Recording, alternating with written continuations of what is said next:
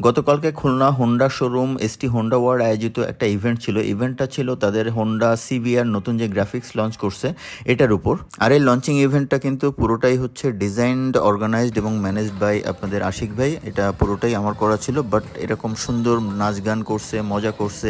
আমি এখানে পার্টিসিপেট করতে পারি নাই কারোর সঙ্গে, কারণ যেহেতু ম্যানেজমেন্টটা আমার ছিল, সবসময় একটা টেনশন ছিল কেমন কি হবে, কোনো প্রবলেম না হয়। ওভারঅলি আলহামদুলিল্লাহ একটা ফ্যান্টাস্টিক ডে গেছে, চমৎকার। এখানে বাইকার ছিল, এখানে হোন্ডার লোকজন ছিল, সব মিলায় একটা কানেকশন ক্রিয়েট হয়েছিল, সবাই খুব এনজয় করছে।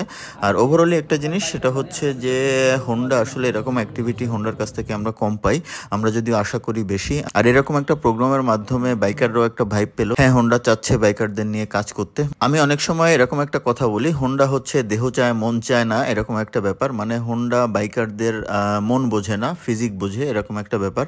যে কারণে তারা বাজেট ফ্রেন্ডলি বা অনেক কিছুই আনে, বাইকগুলো ভালো বিক্রি হয়, বাট সামহাও সাইকোলজিক্যালি বাইকাররা খুব একটা স্যাটিসফাইড থাকে না। বাট আমার মনে হয়েছে এই টাইপের প্রোগ্রাম যদি আমরা হোন্ডার হয়ে আরও বেশি অ্যারেঞ্জ করতে পারি, বাইকারদেরকে নিয়ে, হোন্ডাকে নিয়ে, তাহলে এই জায়গাটা দূর হয়ে যাবে, হোন্ডা বাইকারদের মন বুঝতে শিখবে।